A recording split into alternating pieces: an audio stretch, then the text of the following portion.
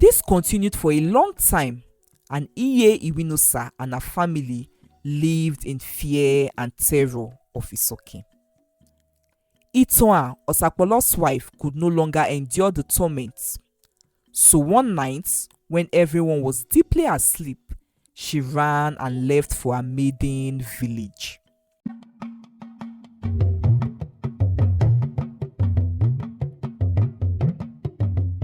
Welcome to Iyagba's Epic Tales.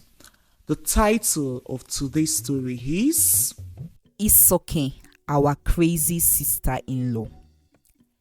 Iye Iwinosa had just returned from the village women meeting and was in the family living room having her lunch when her son Nosa entered the living room with a young girl. Iye, meet Isoken, the girl I want to marry, Nosa said to his mother. Iye means mama or mother in Benin language. The girl you want to marry? Iye Iwinosa asked, bewildered at the sudden news her son had just given to her. Yes, Iye, Nosa said in affirmation. Okay, was all Iye Iwinosa could say at the moment, though the news did not go well with her. Isoken isn't a girl to be friends with or have as a daughter-in-law. Though Isoken was very beautiful and finely shaped to make any man want to have her, she was the village's troublemaker and was always in one fight or the other. And yes, she was quite so strong that even strong and well-built men could not stand up to her. How did Nosa get entangled with such a girl? Iye Iwinosa reasoned. You will not marry that girl, Iye Iwinosa said to Nosa when he returned home that evening. I have made up my mind, and no one or thing would stop me, Nosa replied. Iye Iwinosa has 3 sons, Iwinosa the oldest, Osakpolo the second, and Nosakare the youngest. The whole family all lived in one big compound, with each sons having their own building section. Iwinosa and Osakpolo had both been married for over 4 years, but neither of their marriage has been blessed with any issue. For a long time, the brothers and their mother had been putting pressure on Nosa to find a wife since he had reached the age to get married.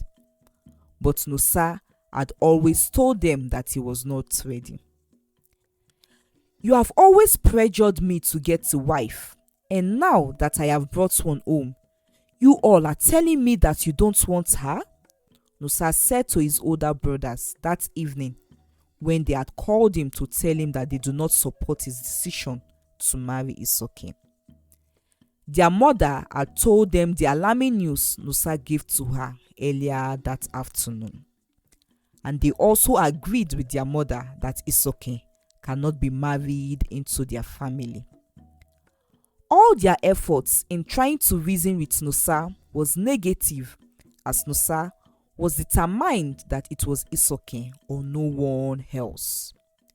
And so, Nosakare married Isoken and brought her home. Months later, when Isoken became pregnant, Iye Iwinosa was filled with joy and decided to let go of her resentment towards Isoken. She had longed to be a grandmother and had been expectant that her older daughters-in-law would give her grandchildren. Iye Iwinosa was an easygoing woman, and so she didn't give her daughters-in-law any trouble, but prayed for them and had 6 solutions for them. But her efforts were yet to yield any positive results. She had wondered if her family was cursed and why none of the wives of her older sons had conceived. But when Isoken came and was able to conceive within the first 3 months of marriage, Iye Iwinosa reasoned that maybe she was wrong about her. She started doing everything to get close to Isoken and make Isoken like her and get comfortable with her. Months later, Isoken was delivered of twins, 2 healthy baby boys. Oh! Iye Iwinosa's joy was immeasurable. She had been blessed with 2 grandsons at a go after a very long time, and much more from the daughter-in-law she had once resented. She felt sorry for opposing the marriage in the beginning.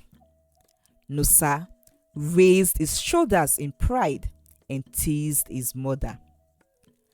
Being a one big, happy and supportive family, Iwinosa and Nosakpolo, along with their wives, were also happy for Nosakare, and because the family now has grandchildren.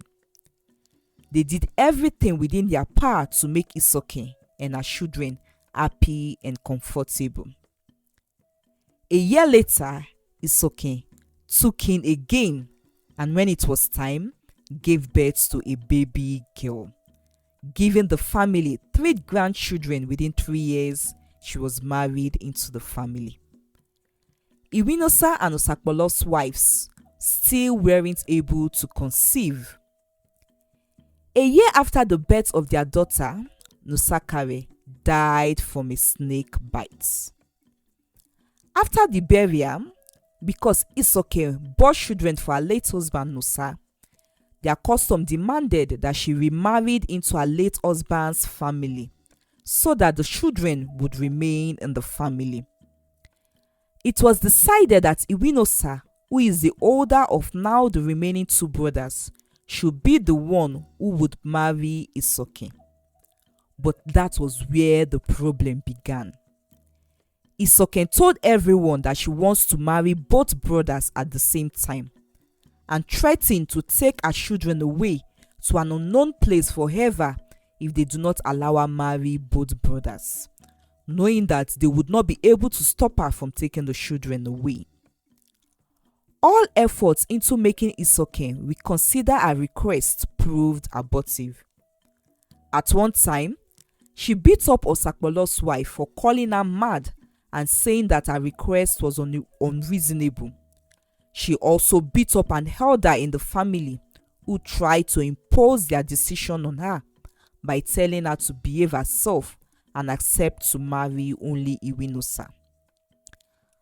After much deliberation, and in order not to lose the grandchildren, Iye Iwinosa and the elders of the family pleaded with both brothers to marry Isoken, reminding them that they do not have to get intimate with her, but just to keep her and the children in the family. And so, Isoken married the 2 brothers, Iwinosa and Osakpolo. Everyone thought that the issue had been resolved, but they were in for more trouble. Isoken demanded that her 2 husbands both spend the night with her every night. At first, they both disagreed, but every time they refused, Isoken would fight them, beat up first wives, lock the women up in their both rooms, and then drag the men into her room. Whenever their mother, Iye Iwinosa, tried to beg her and intervene, she would threaten to also beat up the old woman, warning her to stay off her business. After a while, Isoken stopped Iwinosa and Osakpolo from leaving her own part of the family compound and even going close to their first wife. And for every time they did and she caught them, their wives paid dearly with a beating from her. The family reported her to the head chief of the village and Isoken was summoned. But Isoken beat up all the guards of the head chief sent to get her, thereby putting more fear in the hearts of everyone. This continued for a long time, and Iye Iwinosa and her family lived in fear and terror of Isoken. Itoa, Osakpolo's wife, could no longer endure the torment, So one night, when everyone was deeply asleep, she ran and left for her maiden village. Ituan narrated everything that had happened in her husband's home to her childhood friend Isosa.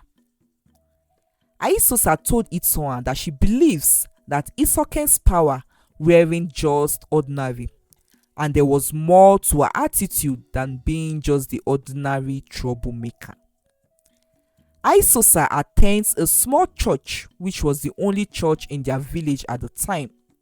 So she took Ituan to her pastor and they narrated everything to him. After praying for Ituan, the pastor asked that Ituan return to her husband's village and asked that he be allowed to also pray for the family.